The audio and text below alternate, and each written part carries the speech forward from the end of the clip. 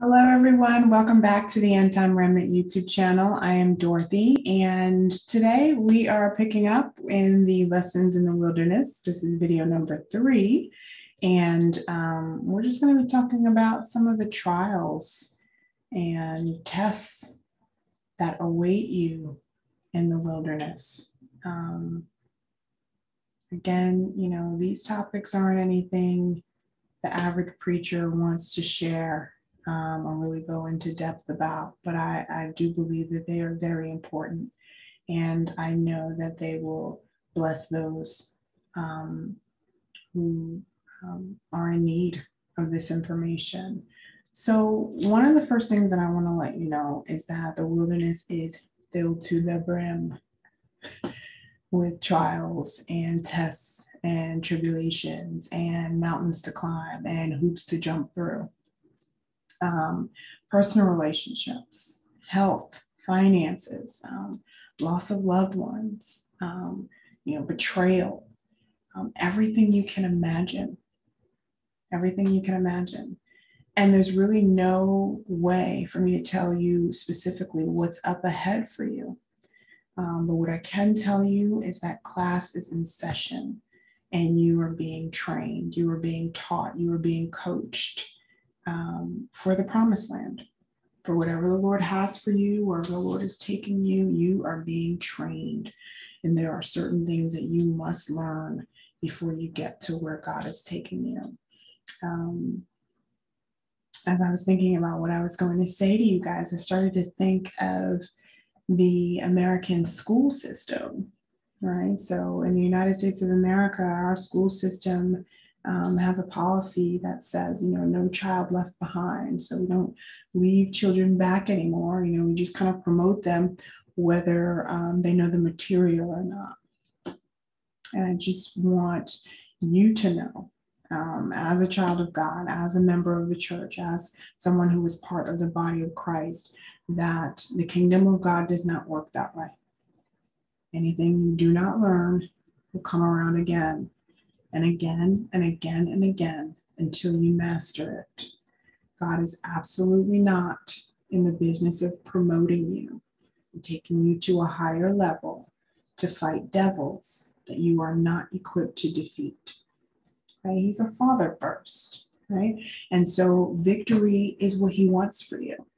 And if he knows that you do not have the weaponry or the skill, right, to battle and win against what's waiting for you in the promised land, then he's not sending you yet. He's going to make sure that you're ready to go before he puts you on the front lines. So there may be some of you who are finding the same test happening over and over and over again. You're going through the same thing, different time, different space, different person, same test, right? Different situation in terms of details, but really the same test. And I have just come to encourage you and edify you and remind you that God is faithful. He is faithful enough to give you the test as many times as you need, right, in order for you to pass. One of the tests that kept coming my way dealt greatly with self-control. So in full transparency, prior to me coming to Christ, a really bad attitude, a bad temper, and a really sharp tongue was my trouble. One of many issues that the Lord, has had to deal with over the years. Complete lack of self-control. Right? Anything I was thinking, I would say. Didn't matter if it hurt feelings. It didn't matter. No self-control whatsoever.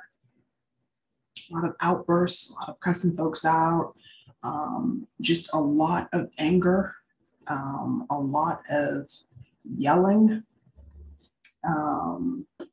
just a complete inability to harness my emotions. If I was angry, I was like a hurricane, and I was not done until I had completely destroyed whatever was in my path. And as the Lord began to yield the fruit of self-control, it was tough for me. You know what I mean? That test came up again and again and again and again. My ability to be greatly tested by someone and refrain from getting in my flesh, I was struggling. In my flesh, the only thing I know how to do is to respond, right? I respond very quickly to whatever foolishness presented itself to me. Definitely was never the shrinking violet to bite her tongue or to mince her words. And the Lord just began to deal with me. Like, this specific area in your life, we are changing. So let's co-labor to bring forth the fruit of self-control. I'm going to need you to be emotionally intelligent. I'm going to need you to be strong.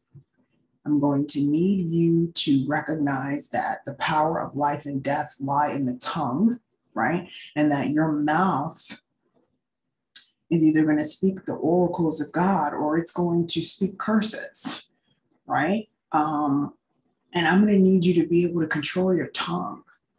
I'm going to need you to be able to control your behaviors and your reactions to people, places, and things that anger you. I'm going to need you to get it together.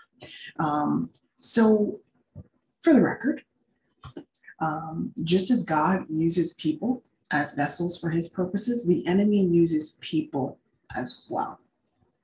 Okay. And so he's been around a lot longer than all of us. And if you have a hot temper, the enemy will use anyone who makes themselves available to test your nerves, to aggravate you, to get you to act out of pocket, to get you to say things that you shouldn't say, do things that you shouldn't do. I struggled to watch my mouth, and I struggled to curb my reactions to things that got under my skin. And I found myself in the same type of situation, just with a different person, right? Over and over and over again until I finally got it. And people may say and do things in an attempt to yield some type of response from me, but I learned how to be still and know that God had everything under control.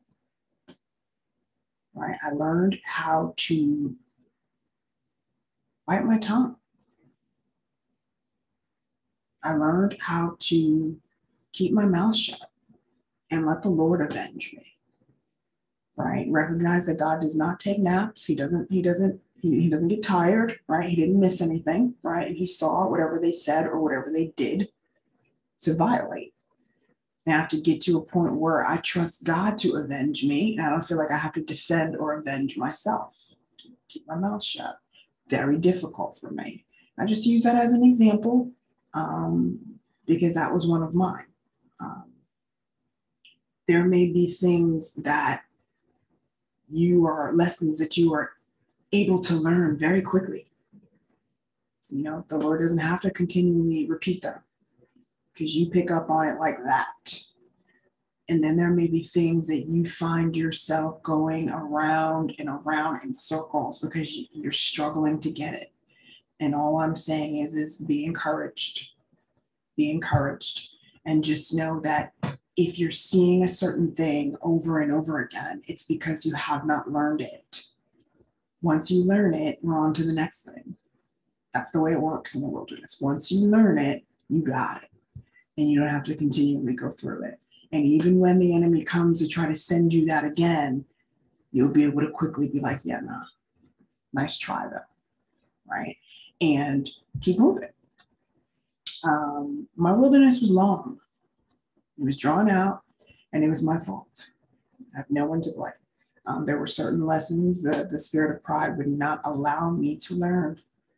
You know, when you were prideful, you were constantly trying to defend yourself. You were constantly feel a need to be right.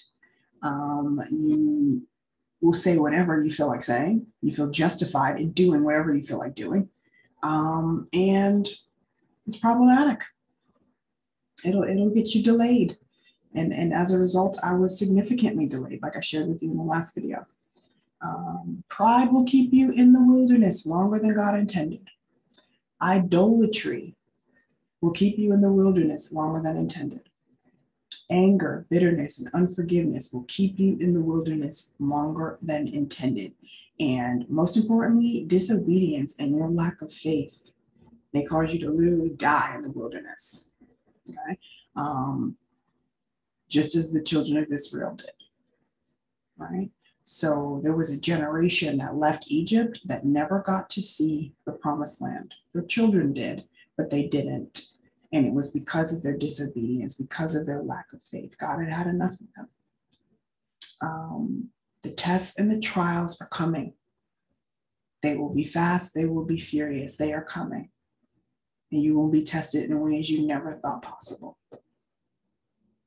You may lose your job and have to literally depend on God for everything.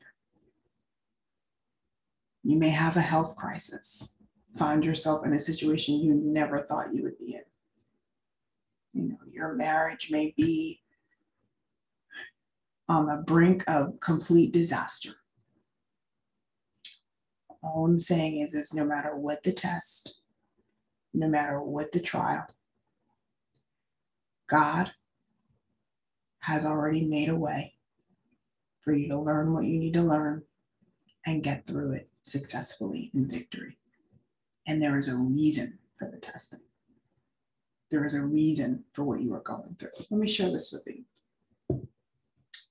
Throughout my wilderness, one of the main themes that I had to contend with and battle with was bitterness about rejection and abandonment. Right? We all want to be loved. We all want to feel valued. We all want to feel important to people, right? I think it's human nature. But during my wilderness season, I noticed that, you know, a lot of the people, you know, who often gave me a lot of lip service about, you know, loving me and being there for me and, oh, you know, you're great. And, you know, I'm so glad we're close and, you know, you're the best and you're my bestie. And, you know, a lot of these people took a real spectator type position while I was at my lowest, right? They were not very proactive at all in terms of coming off the bench to help me. A lot of them like sat on the sidelines and just kind of watched like spectators. And I found myself dealing with bitterness a lot, feeling like, yo, over the years, I have really held you down. And I am surprised that during the time when I need you the most, all you can do is sit on the side and look, right?